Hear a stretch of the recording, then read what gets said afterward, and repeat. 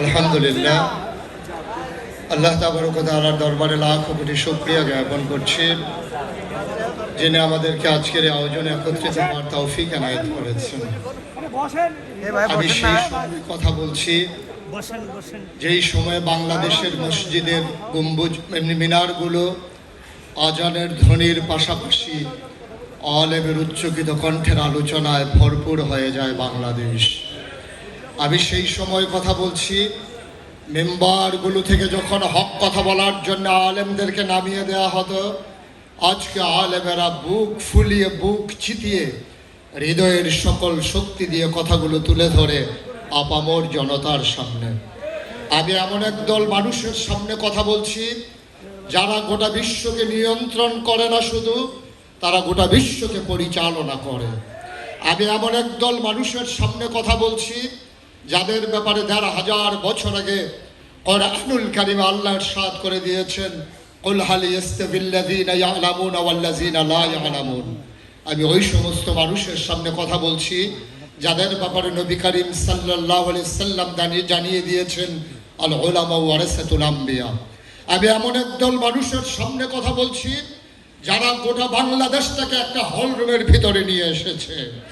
আমি মনে করি এটাই আমার বাংলাদেশ, আর এই বাংলাদেশ দেখার জন্য গোটা বাংলাদেশের 18 কোটি মানুষ, টাকনাফ থেকে তেতুলিয়া, রূপসা থেকে পাথুরিয়া, ৫৬,০০০ বর্গ মাইলের বাংলাদেশের মানুষ আজকে উন্মুখ হয়ে তাকিয়ে আছে। আমরা আজকে দেখতে পাচ্ছি এই বাংলাদেশ সেই বাংলাদেশ যেই বাংলাদেশে নেংটির বদলে মানুষকে লুঙ্গি পরা শিখিয়েছে ওলামায়ে কেরাম। এই বাংলাদেশ সেই বাংলাদেশ যেই বাংলাদেশে টিকির বদলে টুপি পরা শিখিয়েছে ওলামায়ে কেরাম। শ্রীর বদলে মোহাম্মদ লিখতে শিখিয়েছে, আর হরেরামের জায়গায় কলমা পড়তে শিখিয়েছে। আমি সেই বাংলাদেশে কথা বলছি।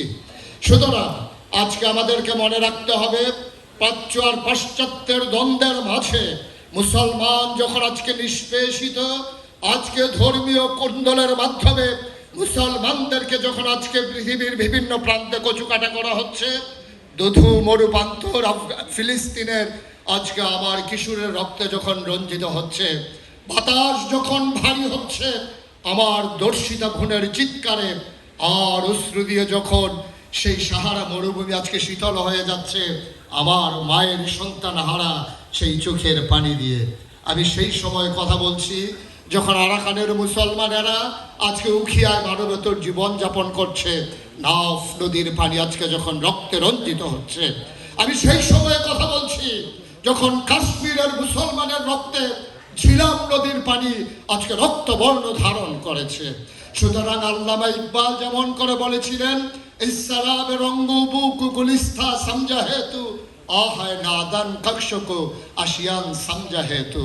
এমন করে পাশ্চাত্যের রং চঙের কাছে নিজেকে বিলিয়ে না দিয়ে আসুন অবিচল আস্থা নিয়ে দাঁড়িয়ে যাই।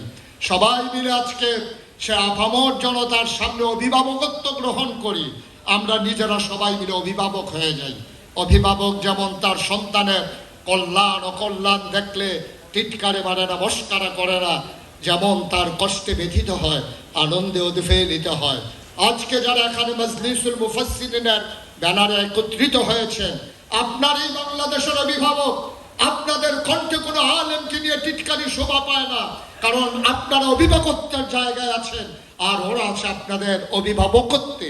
সুতরাং আসুন সবাইকে এক পতাকাতে ঐক্যবদ্ধ করি। আজকের আয়োজনকে যদি এভাবে বলি, the best and the most beautiful things in this world cannot be seen or even touched, must be felt with the heart. আসুন সবাই মিলে আজকে হৃদয়ে ধারণ করি।